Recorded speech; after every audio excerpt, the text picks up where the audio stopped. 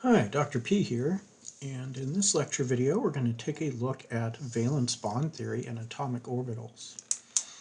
So in Chapter 8 we're going to look at two more sophisticated models of bonding.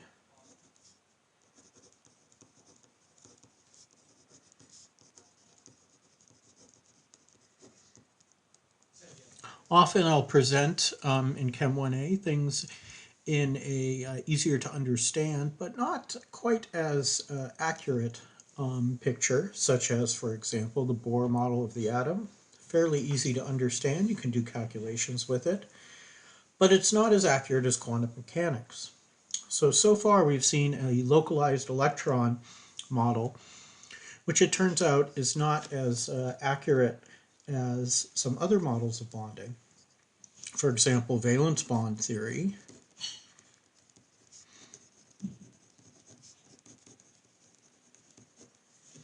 and molecular orbital theory.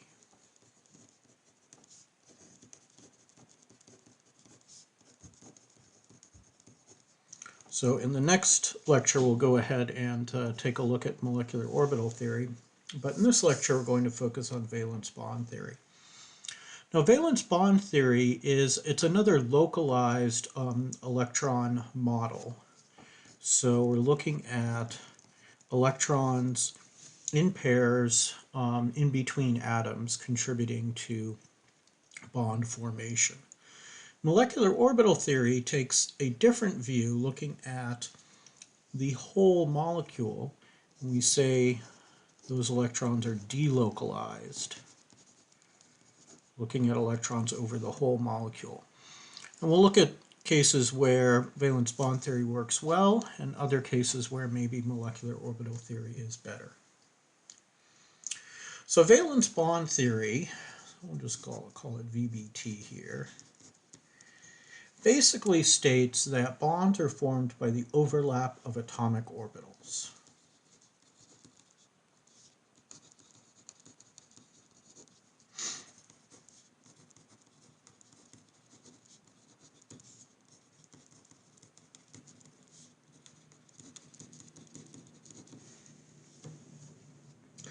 Now we can go ahead and draw a diagram that I drew a while ago, where we've got our energy, we've got some zero of energy here, and then we've got our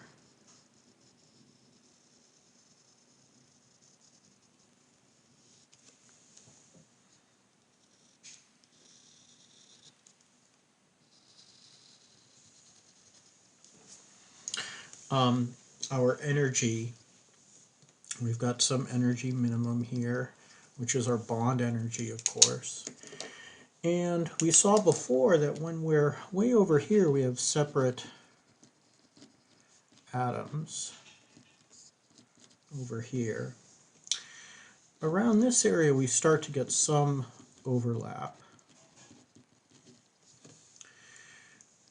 Down here, we have our optimum overlap. And let me scoot that back up so you guys can see it there. There we go. And then, of course, up here, our nuclei are too close.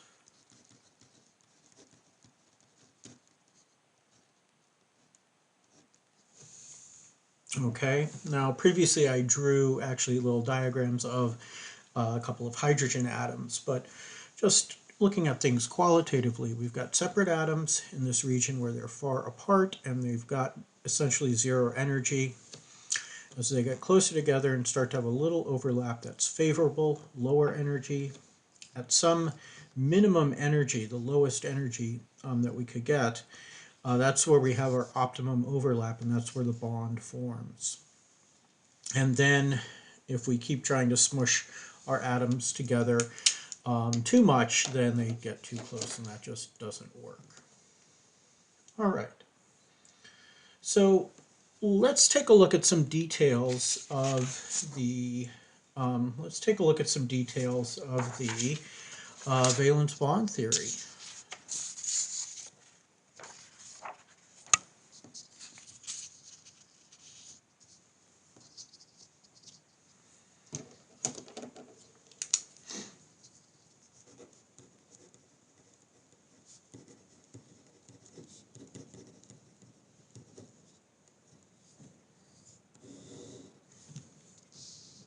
Okay, look at some details here of valence bond theory. One feature is what we call sigma bonds. Okay, this kind of funky looking thing here is a lowercase Greek letter sigma. And sigma bonds feature electron density along the bond axis.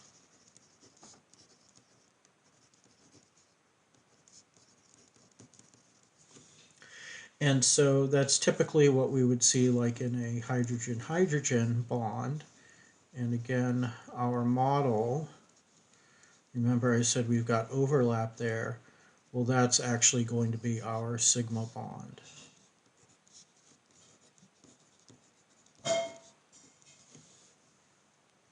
Okay, it's along that axis between the two nuclei. We could get hydrogen and fluorine, fluorine and fluorine, etc.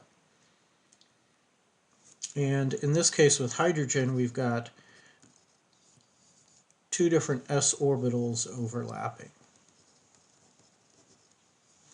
We could have an s orbital and a p orbital from fluorine overlap. We could have two p orbitals overlapping. I'll let you guys try to draw what those look like.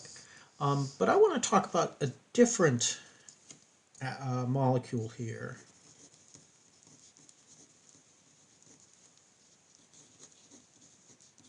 What about methane? Okay, so if I have my, I think I will draw this. I'll draw my HF overlap here.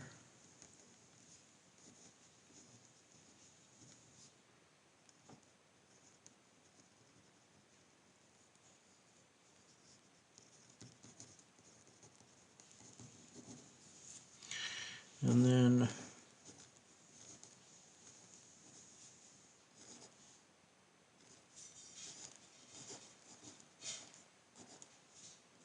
a little sloppy there. And then I've got my PP overlap. These are not the prettiest pictures here, but you get the idea that we've got two p orbitals end to end and they're overlapping. End to end overlap. And we've got an s orbital overlapping with a p orbital, one lobe of a p orbital here.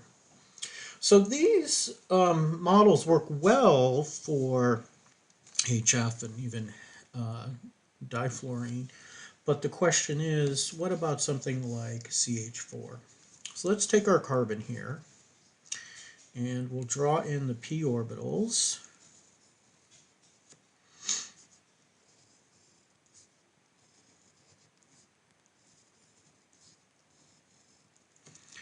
Now we'll bring some hydrogens in here. So let's bring in a hydrogen. We'll get some overlap. And then let's bring in another hydrogen here. Get some overlap. So that's one of the p orbitals is up and down like that. So the hydrogen is just stuck on one side. Another one is left and right. Another one is front and back. So let's draw that there. And then we also happen to have an s orbital from the we've got an s orbital from the carbon here, so we would probably have some hydrogen somehow overlapping with that s orbital, maybe, I don't know.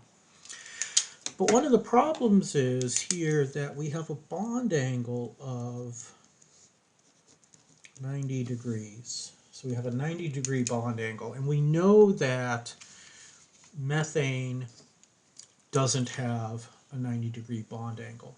Methane actually has a 109.5 degree bond angle. So the thing is that regular atomic orbitals don't explain the tetrahedral geometry.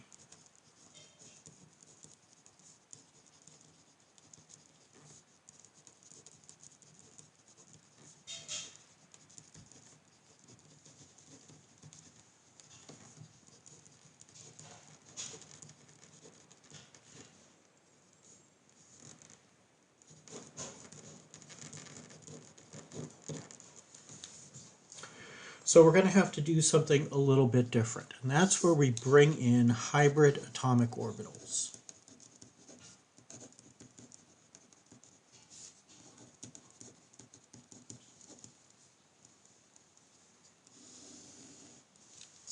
All right, so let's take a look at some orbital energies here. So let's say we have the 1s orbital here, and then up here we've got the 2s orbital, and then up here you've got the 2p orbitals. Now in the case of methane, so carbon, we have a total of 6 electrons. We've got 2 core electrons, and then we've got 4 valence electrons. So 1, 2, 3, 4. That's how we'd fill them up. And gosh, even looking at this, we can see that it would be hard to make bonds. Yeah, I could have one hydrogen with its electron, its s orbital, overlapping with one of the p orbitals. That would pair up. Another one would pair up. But now we've got one that's empty. And then that s orbital that I tried to overlap the hydrogen with already has 2 electrons in it. So we have to do something different.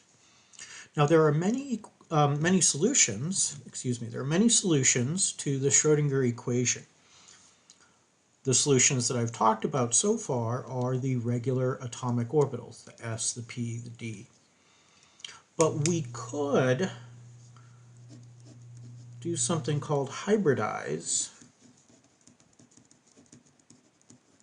and we will take our 2s orbital and all 3 of the 2p orbitals, and we will make new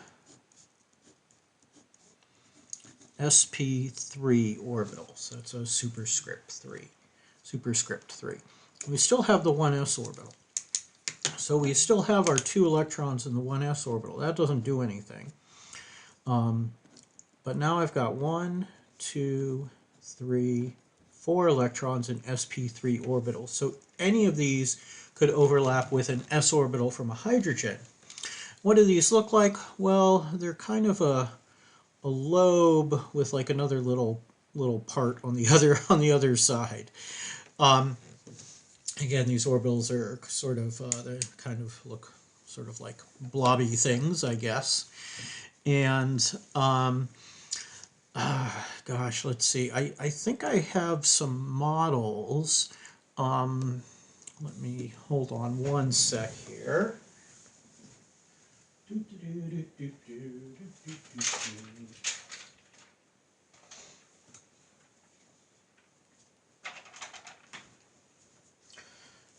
Here are some models. These are sp3 orbitals right here. sp3. Where's my sp2 orbitals? That might be it. This is my sp3 orbitals here. And so yeah, they are naturally tetrahedral. All right. So what else can this help us with? Well, let's go ahead and draw a picture then of what methane looks like if we do this.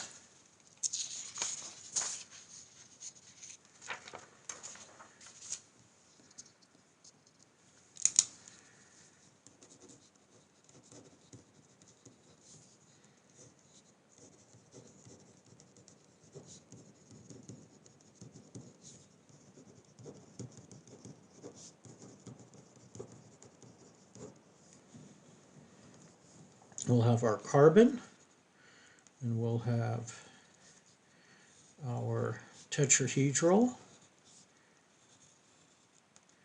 orbitals, sp3 orbitals here, and then we'll have our hydrogens, and we'll get some overlap,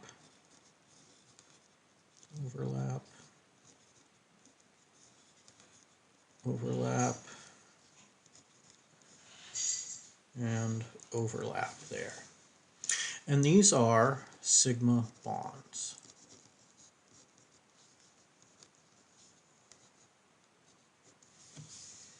Okay, and of course these orbitals are sp3. And then there are 4 of those sp3 orbitals. Oh, there we go. Sorry about that. Things were out of picture a little bit. Okay, now the different hybrid orbitals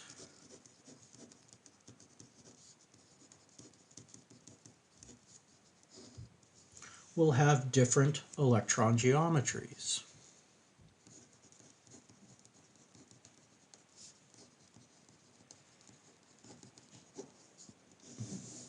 So if we take one s and one p orbital and get an sp orbital, we actually get 2 of them.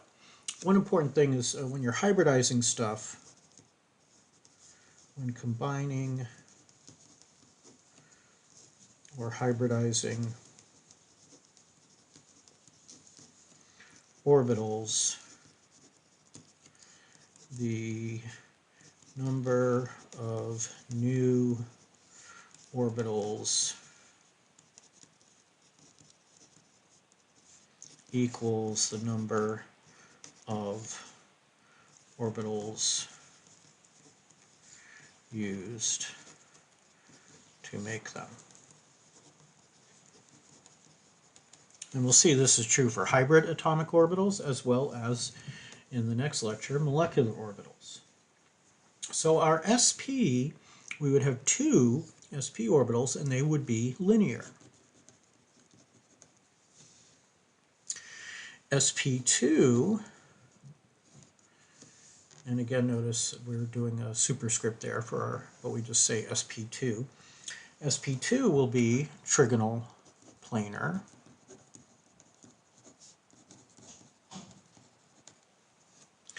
sp3, of course, is tetrahedral.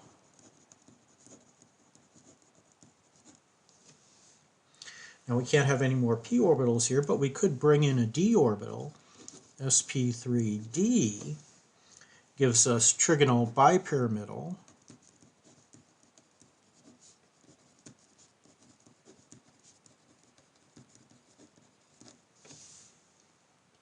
And then bringing in another d orbital, sp3d2, there should be a lowercase s there, sp3d2, we have octahedral, lowercase s, sp3d2. All right, so those are our different geometries and the hybrid orbitals that correspond to those geometries. And actually, if you were to do the math and calculate what sp orbitals look like, they would be linear. And if you calculate what sp2 orbitals look like, they would be trigonal planar. And I thought I had an sp2 orbital here. Yes, I do. So there's an interesting thing that happens is that, with sp, you're going to have some leftover orbitals. And so, and sp2. So like this is sp2. The gray things are the sp2 orbitals. You have a leftover unhybridized p orbital. That's in the purple and pink here. So it's kind of interesting. But this is the trigonal planar geometry. With the sp orbital, you've got 2 of them, one on either side, and then you've got 2 leftover p orbitals perpendicular to those. And those become important a little bit later on. So let's go ahead and take a look then at some other molecules and see how well valence bond theory works for describing them. Okay. Give me 1 sec here. I feel like it's a little too bright. There we go. It should be a little bit better. Okay.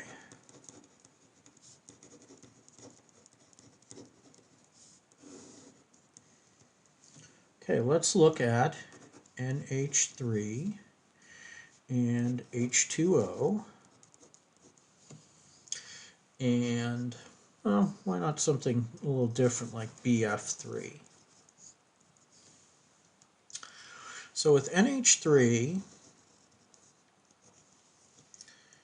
we would have our 1s orbital, 1s, that has 2 electrons in it, and then we'd have 1, 2, 3, 4, we'd have our sp3 orbitals.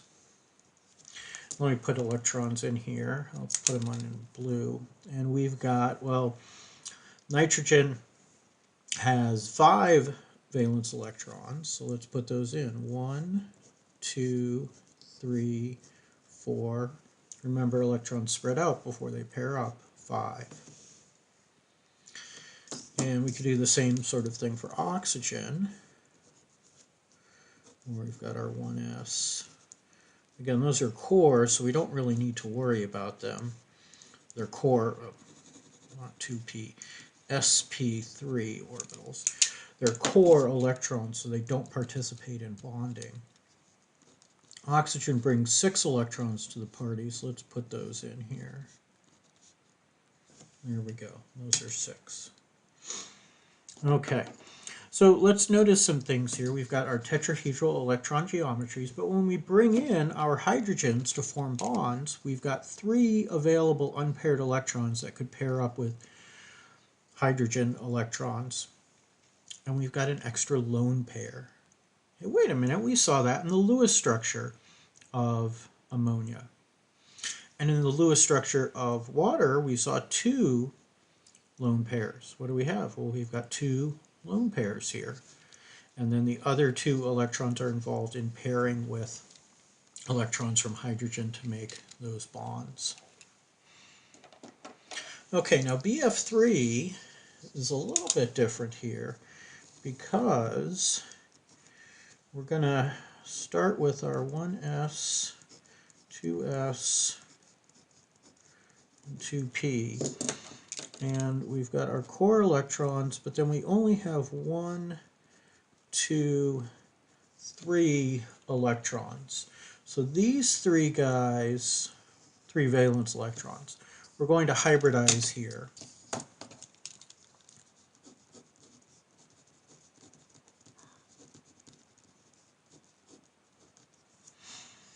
And so now we've got sp2 electron orbitals, sorry. We still have the 1s, and we have 1 leftover 2p orbital. So I still have my 2 electrons in the 1s orbital, and now I've got 1, 2, 3 electrons in the sp2 orbitals, and I have an empty or leftover p orbital, the 2p orbital. So what this means is that we're going to have boron in the middle here, and then we're going to have sp2 orbitals.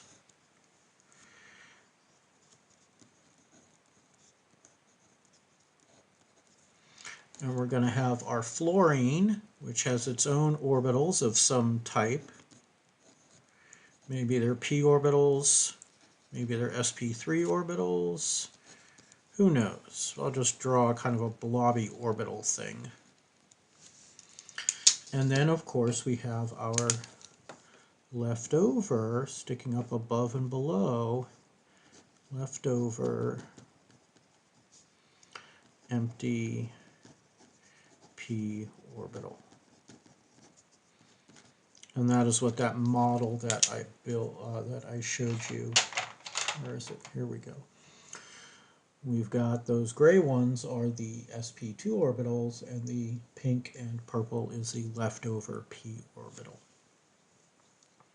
All right, so valence bond theory works pretty well with these, describing these sigma bonds. Now, what if we have multiple bonds? That's where it starts to get a little bit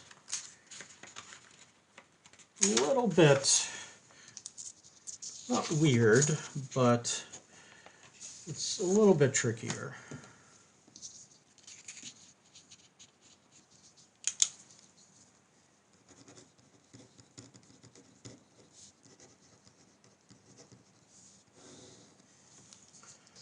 All right, so for our multiple bonds, we'll have something called pi bonds. It's supposed to be a lowercase Greek pi bonds. And here we have side-to-side orbital overlap.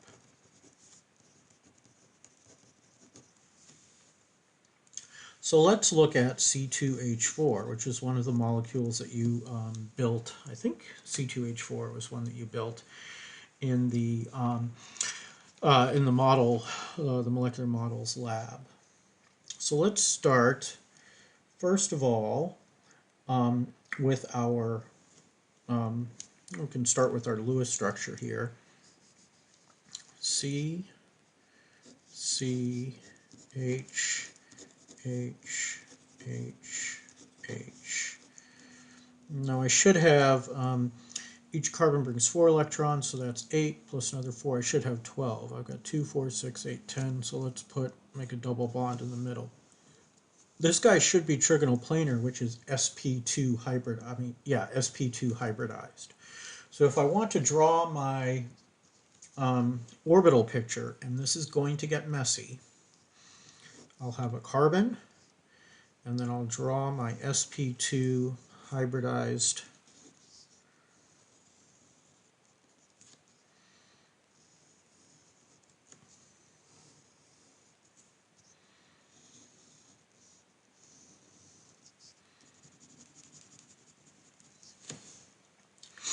So again, these here are sp2 orbitals.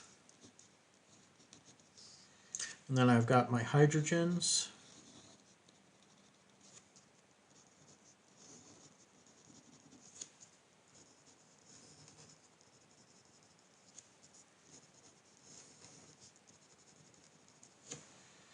And all of these shaded things here are sigma bonds. The black shaded ones here. But remember, I have a leftover p orbital.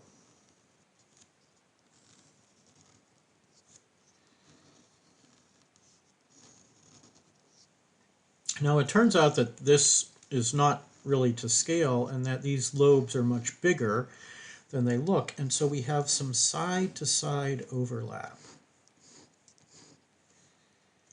And this is the pi bond.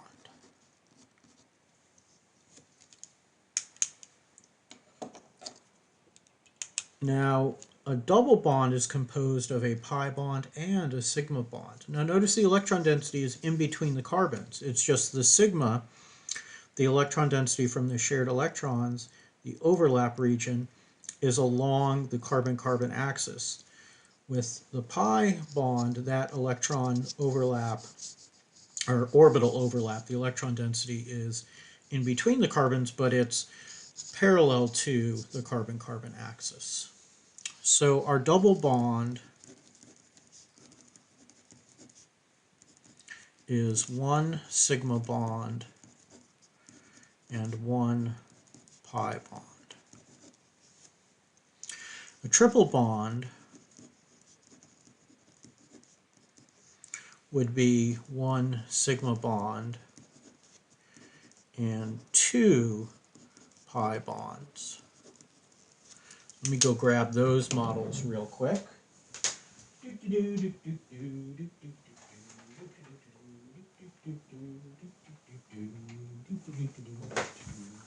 All right.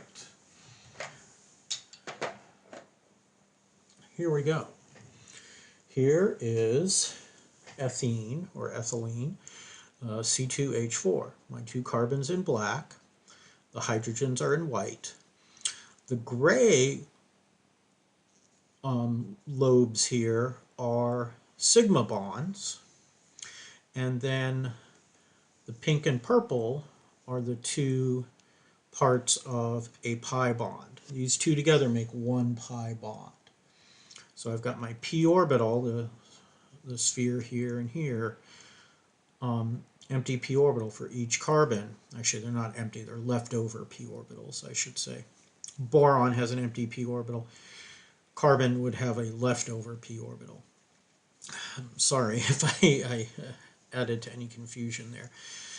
Feel free to ask me about it in class. Anyway, and so this is our side-to-side orbital overlap. So our double bond is 1 sigma, so that's an sp3 end-to-end overlap, and then 1 pi bond, our pp side-to-side overlap.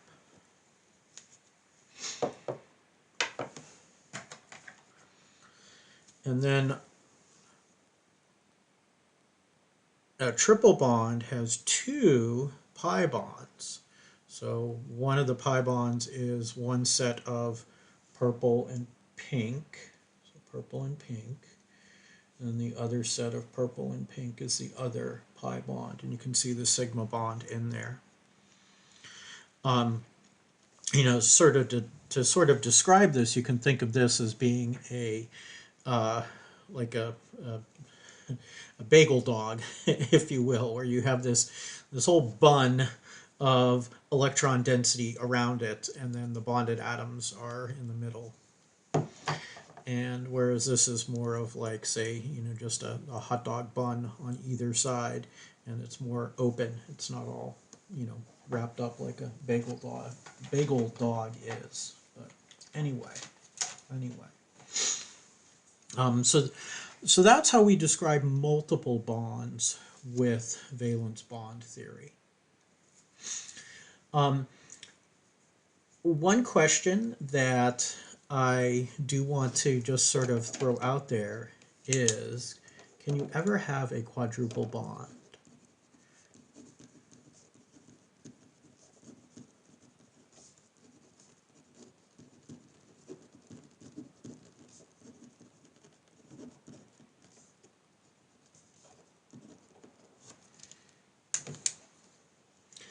The last structure that I'd like to show you, and I'm not going to draw out the resonance structures, but the last structure I want to show you is benzene. This is C6H6. And it's kind of cool because it has total delocalization of these, the p orbitals over the top and the bottom of the molecule with this cyclic ring system. All the p orbitals overlap and the electrons are delocalized over the whole ring. And that's the valence bond explanation for the stability of benzene. So in the next video, we'll go ahead and take a look at molecular orbital theory, and then I'll talk a little bit about when we want to use valence bond theory and when we want to use molecular orbital theory. All right, until then, stay safe out there. Bye now.